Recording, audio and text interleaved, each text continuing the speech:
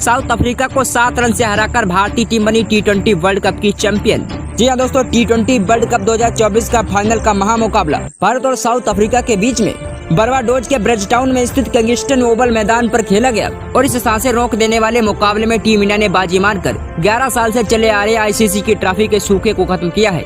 भारतीय टीम ने 17 साल बाद T20 वर्ल्ड कप का खिताब जीता है। बता दें कि इससे पहले टीम इंडिया ने साल 2013 में ICC की ट्रॉफी जीती थी।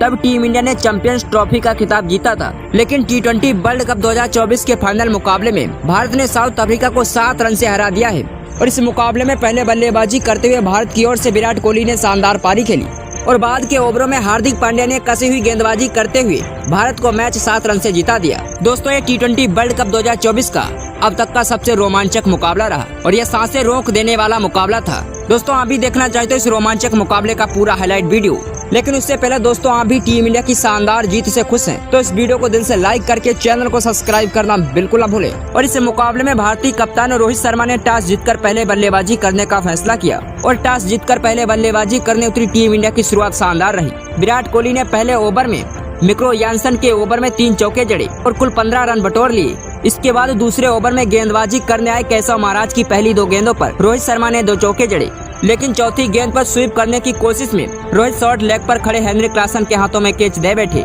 रोहित शर्मा 5 गेंदों में 9 रन बनाकर पवेलियन वापस लौटे। इसके बाद बल्लेबाजी करने आए ऋषभ पंत भी अपना खाता नहीं खोल सके। पंत भी केशव महाराज की गेंद को स्वीप करने गए, लेकिन गेंद बल्ले के निचले हिस्से में लगकर विकेट कीपर क्विंटन डिकॉक के दस्तानों में चली गई और भारतीय टीम का स्कोर 2 ओवर में 2 विकेट के नुकसान पर 23 रन हो गया। ऐसे में विराट कोहली और सूर्य कुमार यादव ने पारी को आगे बढ़ाया, लेकिन कगिसो रबाडा ने सूर्य कुमार यादव की पारी का अंत 5वें ओवर की चौथी गेंद पर कर दिया। सूर्या 4 गेंदों में 3 रन बनाकर पवेलियन लौट गए और 34 रन पर 3 विकेट गंवाने के बाद टीम इंडिया बैकफुट पर नजर आने लगी। ऐसे में विराट कोहली का साथ देने अक्षर पटेल मैदान पर उतरे। दोनों ने मिलकर पावर प्ले के अंत तक टीम को 3 विकेट के नुकसान पर 45 रन तक पहुंचा दिया और 7.1 ओवर में टीम इंडिया 50 रन के पार पहुंच गई। विराट और अक्षर ने पिच पर पैर जमाते हुए चौथे विकेट के लिए अर्धशतक की साझेदारी 42 गेंद में पूरी कर ली। इस साझेदारी में ड्राइविंग सीट पर अक्षर पटेल थे। दोनों ने मिलकर टीम को 13.1 ओवर में 100 रन के पार पहुंचाकर भारत को मैच में वापसी करा दी, लेकिन इसी ओवर की तीसरी गेंद पर यह साझेदारी टूट गई।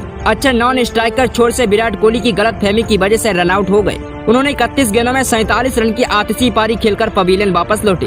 अक्षर पटेल के पवेलियन लौटने के बाद बल्लेबाजी करने शिवम दुबे उतरे। दुबे ने आते ही मैदान पर बड़े शॉट खेलने शुरू कर दिए। विराट ने इसी दौरान अपना अर्धशतक 48 गेंद में 4 चौके की मदद से पूरा किया। इसके बाद विराट कोहली ने भी हल्ला बोल दिया। विराट और दुबे ने मिलकर टीम को 18 ओवर में 150 रन के पार पहुंचा दिया। दोनों के बीच 31 गेंदों में 5वें विकेट के लिए अर्धशतक की साझेदारी पूरी हो गई।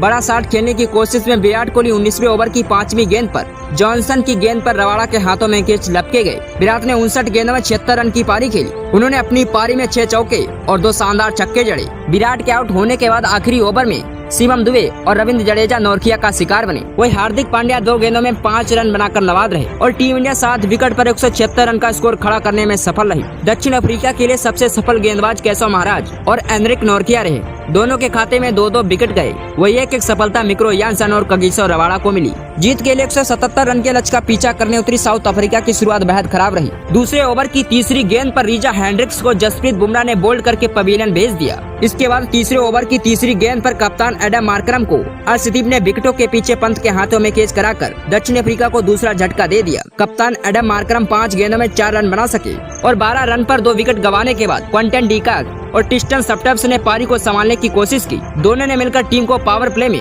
2 विकेट के नुकसान पर 42 रन तक पहुंचा दिया। दोनों ने तीसरे विकेट के लिए 33 गेंद में अर्धशतक की साझेदारी पूरी की। ऐसे में खतरनाक हो रही साझेदारी को अक्षर पटेल ने तोड़ दिया। स्टब्स 21 गेंदों में 31 रन बनाकर बोल्ड हो गए। स्टब्स के आउट होने के बाद हेनरी क्लासन बल्लेबाजी करने मैदान पर उतरे और भारतीय गेंदबाजों ने साझेदारी तोड़ने के बाद दबाव डालने की कोशिश की। एक छोर डिकॉक संभाल रहे थे और दूसरे छोर से हेनरी क्लासन ने हल्ला बोल दिया। 10 ओवर में दक्षिण अफ्रीका ने 3 विकेट के नुकसान पर 81 रन बना लिए थे, लेकिन 106 रन के स्कोर पर गेंदबाजी करने आए अर्शदीप सिंह ने तीसरी गेंद पर डिकॉक को कुलदीप यादव के हाथों में कैच कराकर पवेलियन भेज दिया। डिकॉक के आउट होने के बाद क्लासन का साथ देने डेविड मिलर उतरे। मिलर ने एक छोर संभाला तो दूसरे ओर से हेनरी क्लासन हमलावर हो गए। उन्होंने 15वें ओवर में अक्षर पटेल के खिलाफ 24 रन बटोर लिए और टीम को 147 रन तक पहुंचा दिया। क्लासन ने इसके बाद अपना अर्धशतक 23 गेंद में 2 चौके और 5 छक्के की मदद से पूरा कर लिया और 16 ओवर में दक्षिण अफ्रीका 4 विकेट पर 151 रन तक पहुंच गया। 17वें ओवर की पहली गेंद पर हार्दिक पांड्या ने क्लासन की पारी का अंत कर दिया। क्लासन गेंद को कट करने की कोशिश में पंत के हाथों में कैच दे बैठे। क्लासन 27 गेंदों में 52 रन बनाकर पवेलियन लौटे। ऐसे में अपना आखिरी ओवर करने आए जसप्रीत बुमराह ने चौथी गेंद पर यानसन को बोल्ड कर दिया। यानसन को हवा भी नहीं लगी और गिल्लियां बिखर गईं। वह 4 गेंदों में 2 रन बनाकर पवेलियन वापस लौटे। अब अंतिम 12 गेंदों में जीत के लिए दक्षिण अफ्रीका को 20 रन बनाने थे।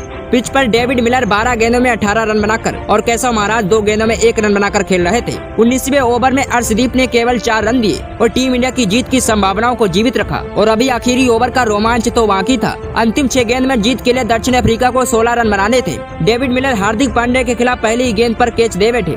सूर्य कुमार यादव ने बाउंड्री पर उनका शानदार कैच लपका। दूसरी गेंद पर कगिसो रबाडा ने शानदार चौका जड़ा और 3 गेंदों में साउथ अफ्रीका को 12 रन की जरूरत थी। हार्दिक की गेंद पर स्ट्राइक पर केशव महाराज शॉट नहीं लगा सके। गेंद उनके पेड़ पर जाकर लगी और 1 रन भागकर दोनों बल्लेबाजों ने पूरा कर लिया और अब साउथ अफ्रीका को 2 गेंदों में 10 रन की जरूरत थी। साउथ अफ्रीका को जीत के लिए एक छक्के और चौके की जरूरत थी तो भारत को जीत के लिए 1 विकेट की दरकार थी और हार्दिक की 5वीं गेंद पर रबाडा ने स्ट्रेट छक्का जड़ने की कोशिश की और मैदान पर खड़े कुलदीप यादव के हाथों में कैच दे बैठे।